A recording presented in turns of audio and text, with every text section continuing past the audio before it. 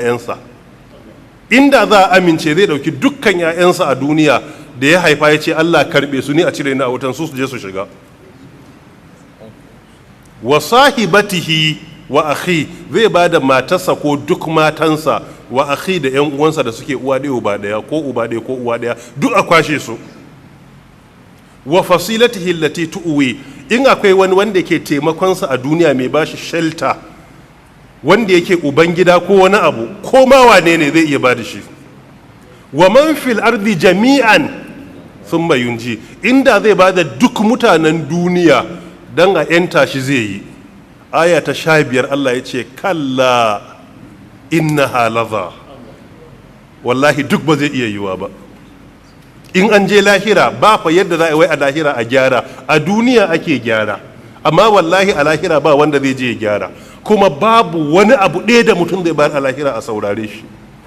Ka dai duba mutum zai ba da fa hatta iyalinsa da 'ya'yansa da abokanansa da 'yan uwansa da iyayen gidansa, amma aka ce kalla innaha laza wuta ce ta laza nazza'atan lishawa tad'u man adbara wa tawalla la ilaha illallah.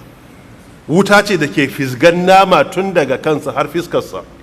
Shi sa Allah ya ce wa malahum min nasirin, ba su da mataimaka. Yubassarunahum, suna kallon yan uwan nasu ba abin da zai musu.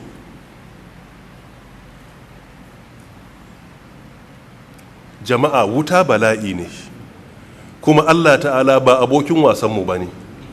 Wuta ko ta duniya aka bar mutum da ita ai bala'in ya kai bala'i. Fiyayyen halitta iya tare da sahabbansa, wata rana sai ya ji wani ƙara a cikin wuta, wani ƙara. Sahabbai suka ce me? sai ya ce wani dutse ne aka jefa shi a wutar jahannama yana gangarawa, shekara 70 da jefa shi sai yanzu ya isa ƙarƙashinta. Shekara 70 yana tafiya. Yadda fa za ka zo bakin rijiya ka jefa abu